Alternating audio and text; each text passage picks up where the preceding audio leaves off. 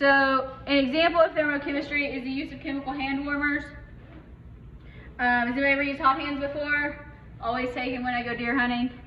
But anyway, they're wonderful things. So what we're talking about when we say thermochemistry, we are talking about how chemical reactions relate to energy. So we're talking about the energy of chemical reactions, and in the context of this chapter, we are considering the form of energy to be heat. In 180, we'll talk about energy in other forms. But, so, these are all types of energy. We'll talk about them in some form. But, energy has a definition that is not helpful at all. Energy is defined as the capacity to do work. That means nothing to me. It just doesn't. I'm like, well, what is work? Well, we need to know what work is. If you've had physics, you know this. If you haven't had physics or you don't like physics, I understand. Work is defined according to physics as force that acts through a distance. So you can think about work being pushing a box across the floor. So you are pushing the box over a distance. You are applying pressure to the box and it is moving. So you use the equation, if you care about it, work equals F for force, D for distance. If you're taking physics, hang on to this packet. It will help you. Now, heat. We will be talking about heat a lot. Heat is defined, these are the physics definitions, as the flow of energy caused by a temperature difference. So it is very important for you to distinguish in your minds that heat is not the same thing as temperature. They do not mean exactly the same thing. So they are different. So when you think about heat, heat always flows from hot to cold. It never flows from cold to hot. So think about that. Thermal energy.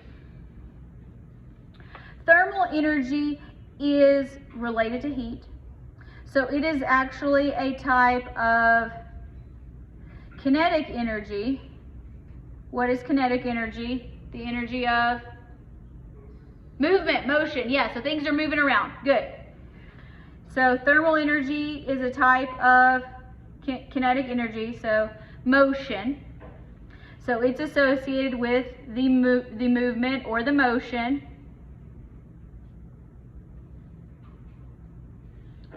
of tiny particles that are within an object.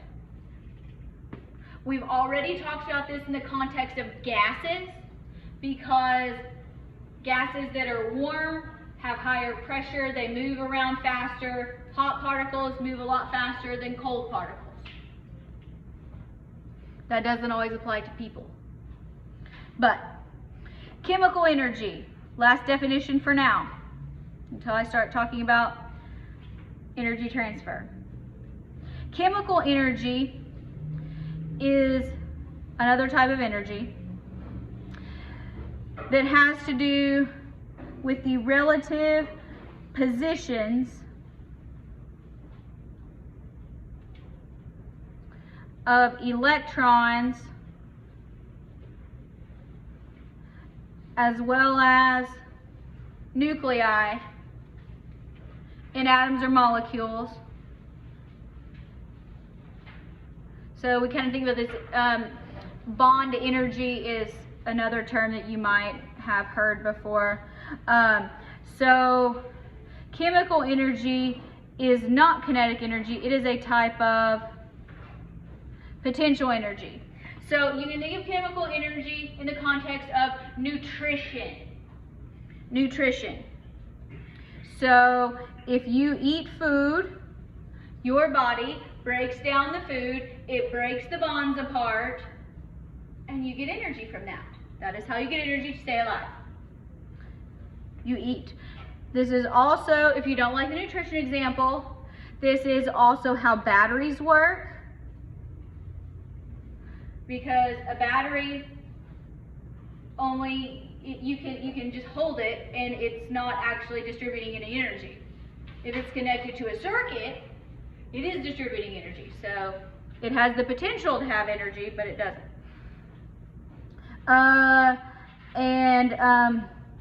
Gasoline for the cars, that is also a type of chemical energy. You burn it, you get heat, break the bonds. Now, put a big star by this, energy conservation and energy transfer. This picture and these definitions are key to everything we're going to talk about in this packet. You have to be able to define the system versus the surroundings.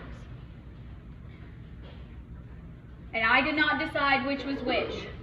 I didn't come up with this, but so here you have a system that is confined within a boundary of some sort.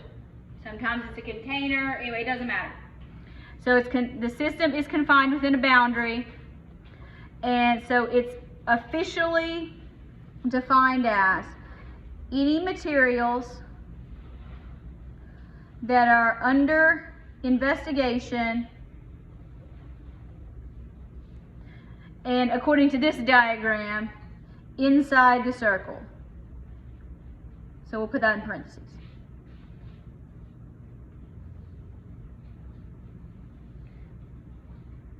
So, if the system is only what's in the boundary, the surroundings is everything else.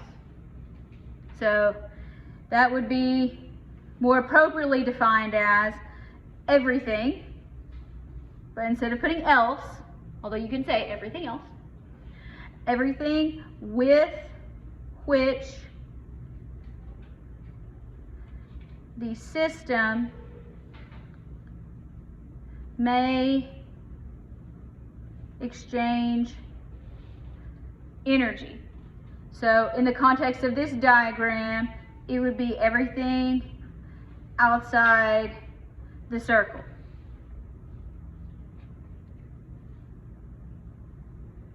And then when you get into thermodynamics, which we're not going to do, you also have to consider the universe, which is the system and the surroundings. I don't like this very much, but I can do it. I just had to work real hard to do it. Now, here is what is important.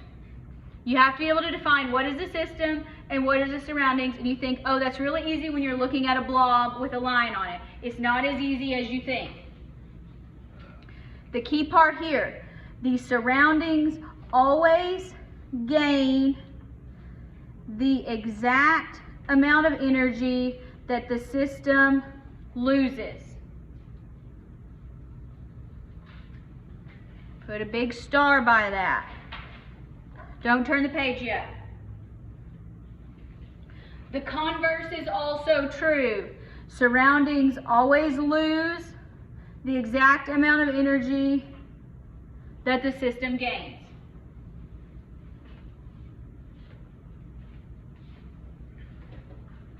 So we're going to have to go through this, and when we're thinking about these problems and these concepts, the first thing you have to do is identify what is the system and what is the surroundings. Engineers are excellent at this. I am not. So I have to talk about it and have to repeat it a lot because yes, I still have to get oriented. So, all right, now you can turn the page. All right.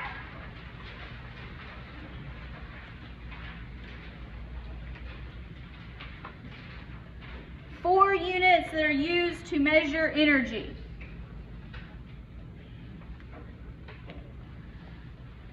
The first one is a joule.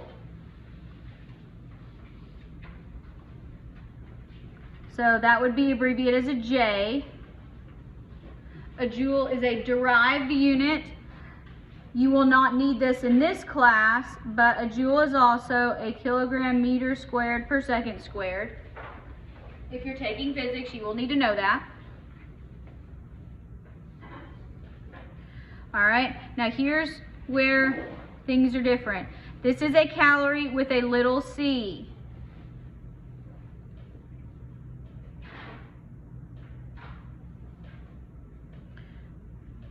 There is also a calorie with a big C. Isn't the little c like the big C is 1,000 and the little c? Yes, it is. That is correct. Very good. All right. The last one, which we will not be using, but it does exist, is a kilowatt hour. Who pays utility bills? That's what they measure your electric in your usage of kilowatt hours. That's how they determine. That's what you, when they come and read your meter, that's what they're determining. That's what you pay for. So, but for the purpose of this class, we're not using kilowatt hours. Now, let's write some conversions here.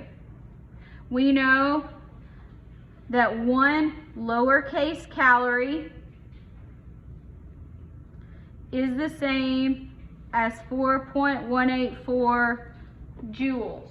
That is one you absolutely must know.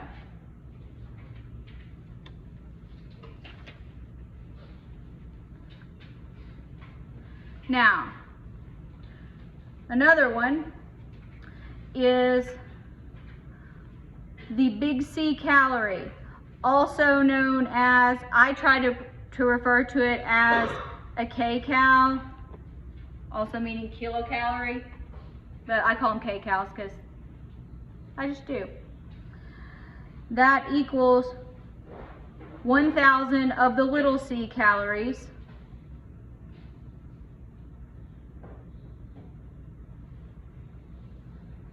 And then if you want to go ahead and convert it to joules, 4184 joules. You can derive that though. You can do the math and figure that out. You don't have to memorize it. For completeness, I will tell you that a kilowatt hour, you may need it for homework, but not on the test. 3.60 times 10 to the 6 joules. We will almost exclusively be working in the metric system here, so we will primarily be using, unless I'm asking you to do a unit conversion, we will be dealing with joules and kilojoules. So a kilojoule is 1,000 joules because it has a K. K means 1,000. Kilo means 1,000. So make sure you know this one, and make sure you know that one big calorie is 1,000 little calories. So this one right here. I will not give you those. You do need them to successfully navigate life. All right. So if we have 234 kilojoules and we want to go to kilocalories, there's several ways we can do it, but let's start with what we're given. All right. So we have kilojoules, we want to go to kilocalories. Where should we go first? You want to go to joules? I think that's a good idea. Which is bigger, a joule or a kilojoule? A kilojoule. So it gets the 1. How many joules are in 1 kilojoule? 1,000. Very good. All right. So what do we have joules, we want to go to kilocalories. How should we get there?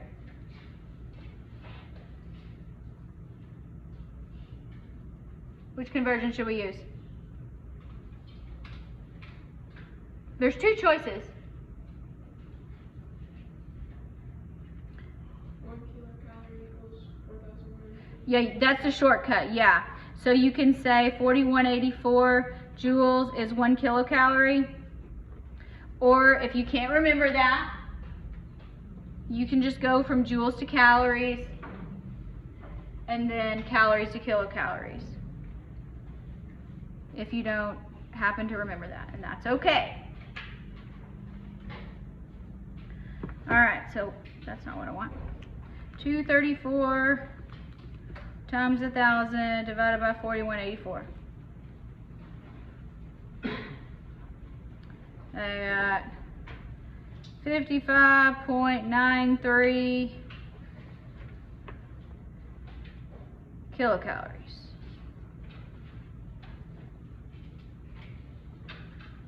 Which is probably about 4 Hershey Kisses. Alright. That is the nutritional application. When we look at food labels and it says calories, those are big C calories, kilocalories. And you're like, oh, it makes me feel worse about how many I eat. So it tells you 2,000 calories, that's really 2 million little C's. Or maybe it makes you feel better, but. Alright.